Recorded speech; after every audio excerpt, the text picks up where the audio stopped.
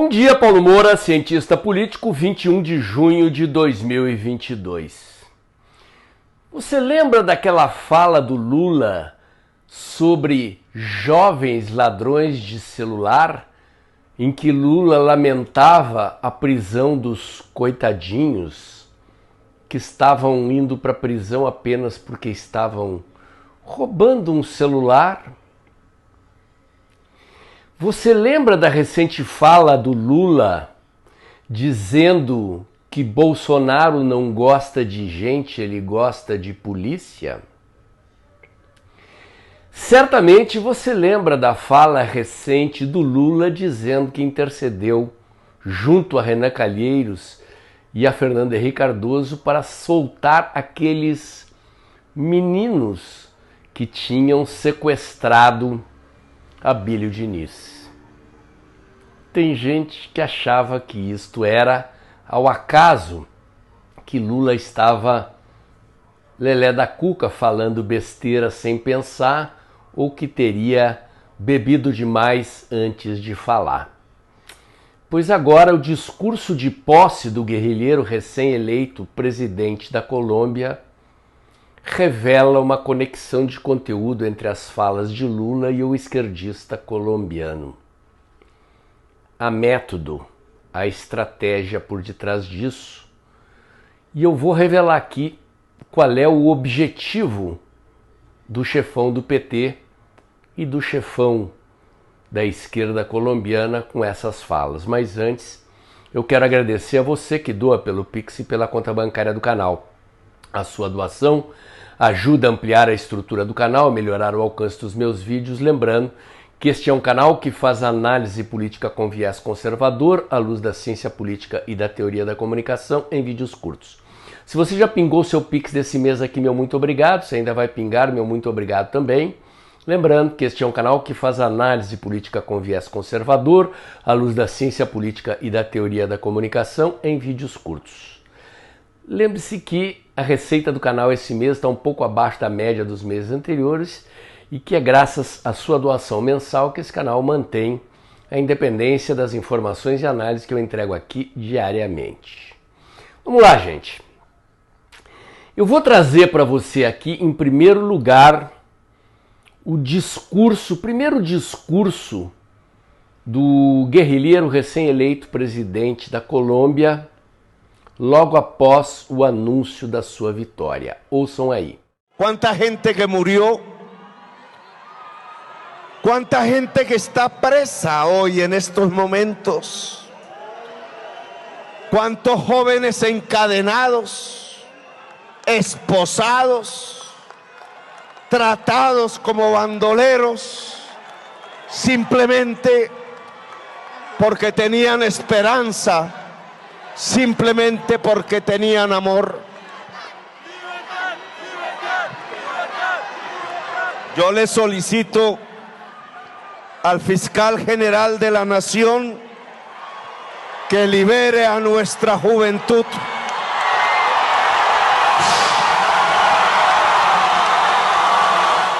Vocês sabem quem são os jovens colombianos a que se refere o guerrilheiro eleito presidente da Colômbia? São ex-guerrilheiros, sequestradores, narcotraficantes que integravam as Farc, o M19, que era o grupo guerrilheiro do qual ele participava.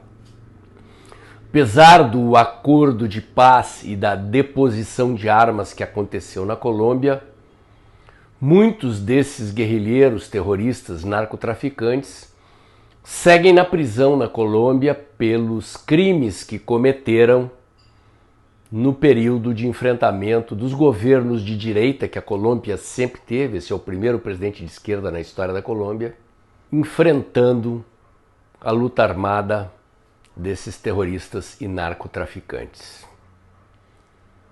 O cara faz um apelo para que o fiscal da nação, imagino eu que seja lá o equivalente a um procurador-geral da República, liberte esses presos. Possivelmente ele, tomando posse, deve anistiá-los. Anistiar sequestradores, traficantes e terroristas.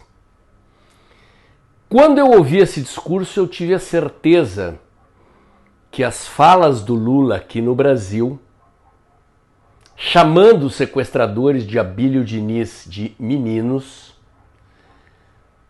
minimizando gente que mata para roubar celular,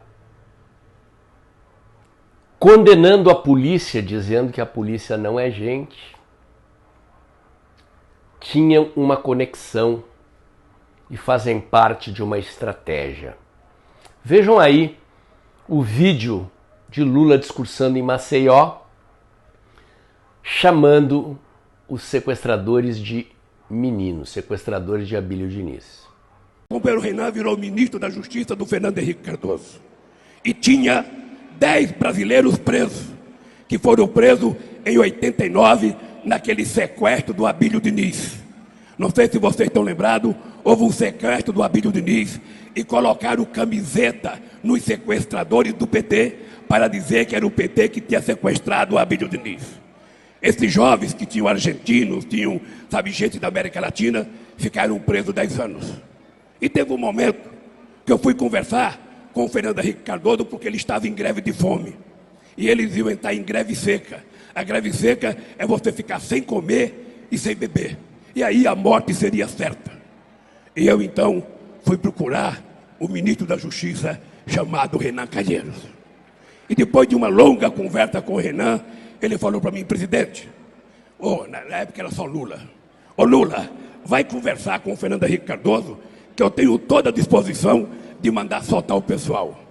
Eu fui conversar com o Fernando Henrique Cardoso e falei para o Fernando Henrique Cardoso: Fernando, você tem a chance de passar para a história como democrata, ou você tem chance de passar para a história como um presidente que permitiu que 10 jovens que cometeram um erro, morram na cadeia, e isso não vai apagar nunca. E o Fernando Henrique Cardoso falou para mim: Lula, se você for conversar com eles e eles acabar com a greve de fome, eu solto eles. E eu fui na cadeia dia 31 de dezembro conversar com os meninos e falei: olha, vocês vão ter que dar a palavra para mim. Vocês vão ter que garantir para mim que vão acabar com a greve de fome agora e vocês vão ser soltos. E eles respeitaram a proposta, pararam a greve de fome e foram soltos, e eu não sei aonde que eles estão agora. Juro para vocês que eu pensei que tinha sido ao acaso que o Lula tivesse bebido antes do evento e tivesse feito essa fala sem querer, sem o controle dos seus marqueteiros e dos dirigentes do PT, mas quase que imediatamente em seguida o guerrilheiro eleito na Colômbia fala algo na mesma direção: libertação de gente que sequestrava, matava, traficava, fazia política de armas na mão. Há, portanto, uma conexão entre uma fala e outra, entre as falas, as sucessivas falas do Lula, fazendo referência a jovens presos no Brasil. Se estão presos, é porque cometeram crimes. Se você não sabe, está assistindo esse vídeo pela primeira vez, eu sofri um sequestro nos dias 3 e 4 de fevereiro passado. A quadrilha tem uns 16 caras. E aqueles que me mantiveram no cativeiro, que me pegaram na rua, que me guardaram no cativeiro, e os que acessaram os meus cartões de crédito e as minhas contas de celular eram todos jovens, como diz o Lula. Todos com menos de 30 anos de idade. Pelo menos é o que a aparência que eles tinham, no que eu pude ver, porque eu era obrigado a ficar com o olhar para baixo ou cobrir o olhar para não vê-los. Eram todos jovens. Desses que o Lula diz, coitadinhos, estão presos porque simplesmente roubam celulares. Os meus sequestradores ficaram com meu celular e com uma parte da minha vida, né? Porque quando você vislumbra a morte numa situação como essa, de certa forma você revê a sua vida e um pedaço da sua vida se vai mesmo que você sobreviva.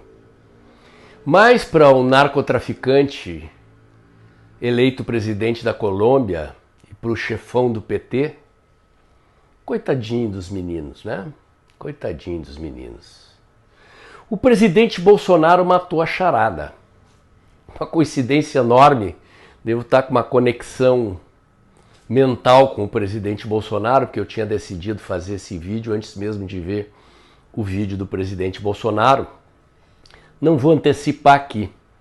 Vou deixar para vocês ouvirem o que o presidente Bolsonaro acabou de dizer sobre essa fala do Lula. Ouçam aí. Alguém tem ideia por que o Lula falou do sequestro da Bíblia Diniz? Não, também Ninguém não sabe isso, não? Eu vi Não sabíamos que ele falou, só não sabíamos assim. Ele teria um contou da fundo. história que estava com pena de 10 meninos que estavam presos. 10 meninos de 42 anos, né? Esses 10 eram 5 chilenos, 2 argentinos, 2 canadenses e um brasileiro, que estavam no segundo sequestro. Tinham sequestrado uma pessoa, 60 e poucos dias, depois tinham sequestrado a Bíblia Diniz. Havia um pedido de resgate de 30 milhões de dólares para a Bíblia Diniz. E daí falou que esses meninos cometeram um equívoco. O sequestro é planejado, pessoal. Ninguém vai sequestrar o João ali. Não, ele vê quem é o João, onde ele mora, a rotina de vida dele, onde vai ser o cativeiro, como vai ser as negociações. Mas por que o Lula tocou nesse assunto? Alguém tem ideia? Não. Ele deu um recado para todos os narcotraficantes e bandidos do Brasil que estamos juntos. Entenderam? Só isso aí. Eu concordo com o presidente Bolsonaro. O recado do Lula é um recado para todas as quadrilhas de traficantes, de bandidos, de jovens coitadinhos que atentam contra a legalidade, contra a vida e contra a liberdade das pessoas no Brasil, aderindo ao narcotráfico, ao crime organizado. Boa parte desses jovens não tem recuperação. São psicopatas, são caras que já nasceram na marginalidade. Conversando com um dos policiais que estava investigando o meu caso, eu comentando essa situação de privação de liberdade, ele disse, pô, será que esses caras não têm medo de ser presos? E ele me disse, não, eles já foram criados dentro de instituições correcionais a vida inteira. Para eles estarem presos ou em liberdade faz parte da vida deles. Portanto, é gente que precisa estar encarcerado. O presidente Bolsonaro disse que o recado de Lula para toda essa bandidagem é: tamo junto, gente. É isso mesmo, presidente Bolsonaro. O que o Lula está dizendo é, na verdade, que a bandidagem que controla as comunidades, Brasil afora, os morros do Rio de Janeiro, as favelas das grandes cidades, deve fazer campanha para ele.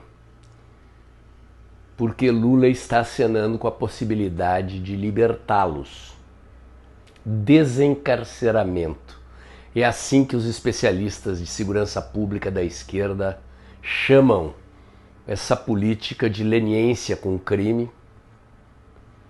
E é isso que Lula está fazendo em plena campanha eleitoral. Mandando recado para os jovens aliciados para o crime, para a bandidagem em geral. Façam campanha para mim, que eu lhes pagarei com a liberdade se eu for eleito. É o mínimo que se pode deduzir da fala metódica do Lula e da fala do recém-eleito presidente da Colômbia. Isso dá uma noção, para você que está me ouvindo aí, do perigo que nós estamos correndo com o risco da eleição do Lula. Sim, o risco é real. Você que segue meu canal aí, que é apoiador do presidente Bolsonaro, está na hora de descer do salto, de parar com esse discurso de que o presidente vai vencer no primeiro turno porque é praticamente impossível isso acontecer. Nós temos que forçar a realização de um segundo turno e redobrar os nossos esforços para eleger o presidente Bolsonaro. Trata-se da questão da nossa segurança, trata-se da questão da nossa liberdade, trata-se da proteção das nossas famílias e das nossas propriedades. O guerrilheiro eleito na Colômbia fala em reforma agrária, em taxação de fortunas e desmantelamento do aparato de segurança pública e das Forças Armadas colombianas. Está lá, escrito nas 5 prioridades do presidente recém-eleito na Colômbia. Esse é o futuro que nos espera se a gente continuar de braços cruzados achando que o presidente Bolsonaro já ganhou essa eleição. Temos 100 dias para virar esse jogo e é hora de botar a mão na massa. Meu comentário de hoje era esse. Se você gostou, curte, comenta e compartilha. Bota o dedãozinho lá. Aperta o sininho para o YouTube avisar você quando tem vídeo novo no canal. Inscreva-se aqui no meu canal. Inscreva-se também nos meus canais alternativos, o Dextra by Paulo Moura do Telegram, o Dextra Jornalismo da COS.tv. Acompanhe meus comentários diários no canal Tempo e Dinheiro, do jornalista João Batista Olive, de segunda a sexta-feira, um pouco antes das 2 da tarde. E lembre-se, o vídeo está acabando logo depois da vinheta. Ajude a equilibrar a receita mensal desse canal. É a sua doação mensal que garante a independência das informações e análises que eu entrego aqui diariamente. Amanhã tem mais.